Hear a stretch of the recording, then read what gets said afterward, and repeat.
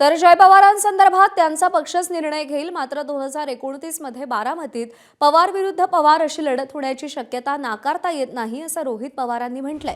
बारामतीतून 2029 मध्ये जय पवार विरुद्ध युगेंद्र पवार अशी लढत होऊ शकते असं त्यांनी म्हटलंय। अर्थात पवार विरुद्ध पवार लढत व्हावी ही लोकांची इच्छा नाही असं रोहित पवारांनी म्हटलंय। विलीनीकरण झालं असतं तर 2029 मध्ये दादा मुख्यमंत्री झाले असते असंही रोहित पवार म्हणाले।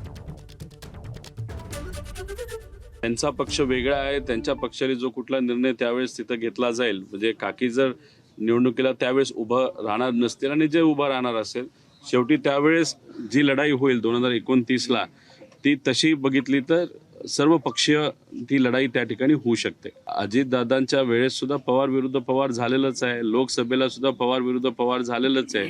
त्यामुळे उद्या जाऊन पवार विरुद्ध पवार होण्याची शक्यता हे आपल्याला नाकारता येणार नाही। राजकीय दृष्टिकोनातून निर्णय घेत असताना कधी कधी चांगल्या गोष्टी होण्यासाठी काही कडक निर्णय घ्यावे लागतात, काही गोष्टींचा त्याग द्यावा लागतो।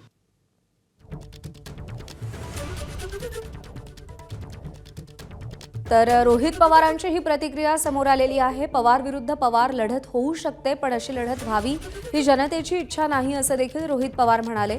जर विलीनीकरण झालं असतं तर 2029 मध्ये अजितदादा मुख्यमंत्री झाले असते असंही ते म्हणाले। 2029 मध्ये जय पवारांसंदर्भात त्यांचा पक्ष निर्णय घेईल अशी ही प्रतिक्रिया रोहित पवारांनी दिलेली आहे। त्यामुळे 2029च्या निवडणुकींच्या अनुषंगानं आत्तापासूनच चर्चा सुरू झाली आहे। आज बारामतीच्या पोटनिवडणुकीसाठी मतदान होत आहे। पवार कुटुंबियांनी मतदानाचा हक्क बजावलाय आणि त्यानंतर या चर्चांना सुरुवात झाली आहे।